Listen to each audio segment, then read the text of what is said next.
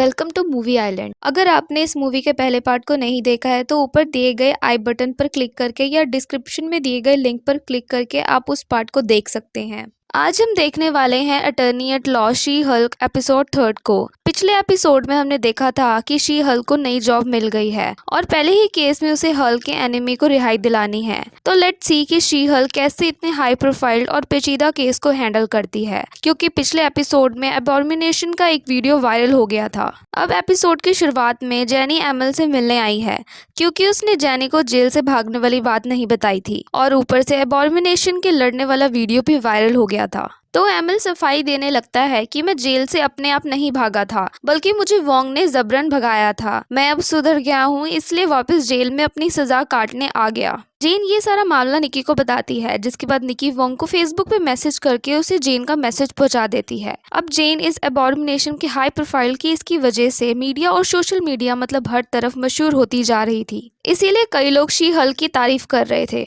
और कई अजीब अजीब सी बातें कर रहे थे। पर जेन को किसी की बातों से कोई फर्क नहीं पड़ रहा था, क्योंकि उसका मानना था कि सबके लिए कानून बराबर है, इसीलिए अमल पेलोस्की को भी दूसरा मौका मिलना चाहिए। निकी शी हल्क को इंटरव्यू देने के लिए कहती है, पर जेन को बस फटाफट केस खत्म करके अपनी नॉर्मल जिंदगी में वापस आना था। पर निकी को ये फेमस शी हल्क बहुत पसंद आ रही थी। आगे हमें डेनिस को दिखाया जाता है, जो सुपर लॉ डिवीजन में अपना केस के लिए एक लॉयर को ढूंढने आया है। मिस्टर हॉलवे पहले तो शी हल्क को बुलाते हैं। डेनिस अपनी गर्लफ्रेंड पर केस करना चाहता है, क्योंकि उसने उसकी गर्लफ्रेंड को $1,75,000 का गिफ्ट दिया, और वो सुपर हीरो लॉ डिवीजन में इसलिए है क्योंकि उसने उसकी गर्लफ्रेंड लूना, जो कि न्यू एसगर्ड निवासी की एल्व्स है, जिसने मशहूर मैजिशियन मेगा दी स्टैलियन बन के उसे बेवकूफ बनाया। डेनिस की इतनी बड़ी बेवकूफ़ी पर जेन हंसने लगती है, क्योंकि डेनिस को ऐसा लग रहा था कि वो एक ग्रैमी अवार्ड्स को जीतने वाली इतनी बड़ी सेलेब को डेट कर सकता है। शी हल्क इस पर बहुत हंसती है, इसलिए डेनिस अपना केस पग को दे देता है। इतने में वहाँ वोंग आ जाता है। वोंग को यहाँ बयान देने के लिए बुलवाया था, जहाँ वोंग भी अबॉर्मिनेशन का साइड लेता है। वो बताता है कि एमल पेलोस्की एकदम सच बोल रहा है, वही एमल को जबरन भगाकर ले गया था, जिसके बाद मेरे मना करने के बावजूद भी एमल वापस अपनी सजा पूरी करने जेल वापस आ गया। और सारी बात करने के बाद शी हल्क उसे केस वाले दिन गवाही देने के लिए दोबारा आने को कहती है। दरअसल वोंग भी नहीं चाहता था कि एमल को सजा मिले।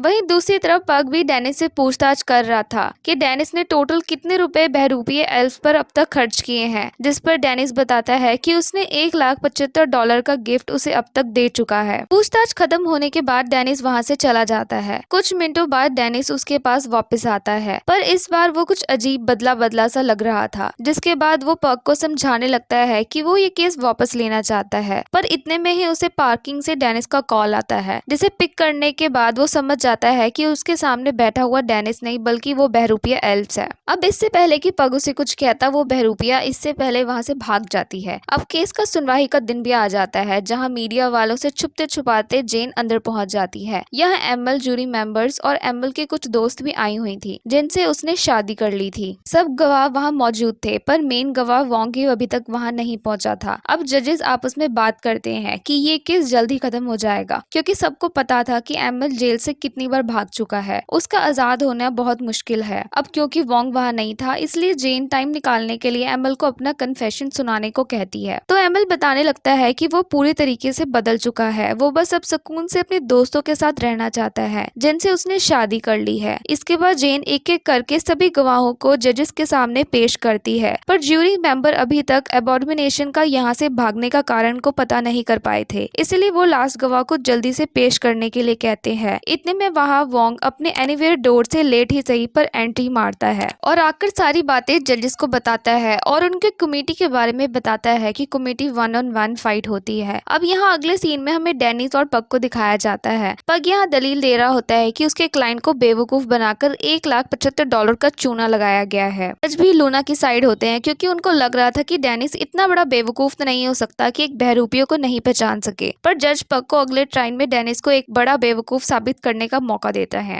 यहाँ दूसरी तरफ सारे ज्यूरी मेंबर्स वोंग की बात बातों को मानने लगे थे कि एमएल अब बदल चुका है, पर एक जज को लग रहा था कि एमएल अबॉर्मिनेशन में बदलने के बाद अपने आप को कंट्रोल नहीं कर सकता। इसलिए एमएल देखते ही देखते अबॉर्मिनेशन में बदल जाता है। सारे उसका ये रूप देख के एकदम से घबरा जाते हैं और जेन भी इधर उधर भागकर सिचुएशन को संभालने की कोशिश करती है, जिसके बाद अबॉर्मिनेशन वापस नॉर्मल होकर सबको ये साबित कर देता है कि वो बदल चुका है। अब जेन रात को सारी बातें निकी को बताती है। इतने में वहाँ पक्का जाता है और वो डेनिस की बेवकूफी के बारे में दोनों को बताता है और निकी और जेन, जो कि डेनिस को बहुत अच्छे से जानते हैं, उसकी बेवकूफियों के बारे में बातें करना शुरू कर देते हैं। अब ये सब सुनकर पक को एक आइडिया आता है और वो जेन को गवाही देने के लिए कहता है। अब जेन अगले दिन कोर्ट में सबके सामने डेनिस के सामने उसकी बेवकूफियों के किस्से बताने लगती है, जिससे ये साबित हो जाता है कि डेनिस एक बेवकूफ है और वो इतनी बड़ी बेवकूफी भी कर सकता है, जिसकी वजह से डेनिस ये केस जीत जाता है और उस एल्फ को ये आदेश मिलते हैं कि वो डेनिस के 1,75,000 रुपए वापस करे और उसे 1 साल की सजा भी मिलती है, क्योंकि उसने अपने आप को जज में ट्रांसफॉर्म कर लिया था। अब अगले ट्रायल में जज अबॉर्मिनेशन को रिहा करने का आदेश दे देते हैं और फिर अबॉर्मिनेशन को कुछ शर्तों के साथ जीना होगा, जो कि एमएल को मंजूर है। एमएल जेनी को शुक्रिया करता है कि उसने उसकी मदद करी।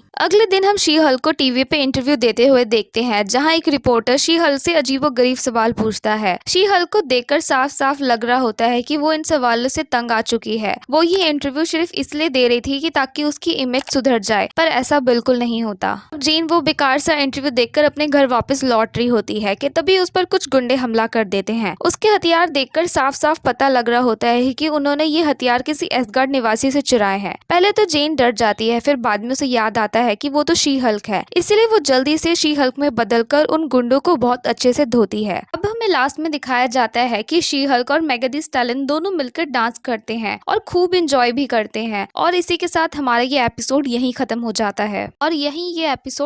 जाता है अगर आपको ये मूवी अच्छी लगी तो नीचे दिए गए हमारे टेलीग्राम चैनल को ज्वाइन करें। अगर आपको ये वीडियो अच्छी लगी तो वीडियो को लाइक करें और ऐसे ही अमेजिंग वीडियो को देखने के लिए हमारे चैनल को सब्सक्राइब करके बेल आइकन को बजाना ना भूलें। अगर आपने हमारी पिछली वीडियो को नहीं देखा है तो वीडियो को देखने के लिए स्क्रीन पर दिए गए वीडियो को क्लिक कर उन वीडियो को भी एंजॉय करें।